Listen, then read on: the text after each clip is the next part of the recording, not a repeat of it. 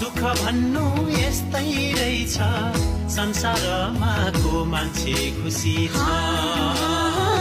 सन्तोष खाने यही जन सुखी पापी बन सधैँ दुखी छ आफ्नै गाउँघर पाखा पखेरो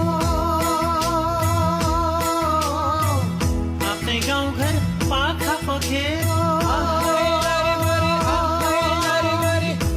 बेसी हाँस खेल गर्ने हो जुन माटोले जन्म दियो जुन माटोमा पसिना बग्यो जुन माटोले जन्म दियो जुन माटोमा पसिना बग्यो त्यही माटोमा हाँसी मर्ने हो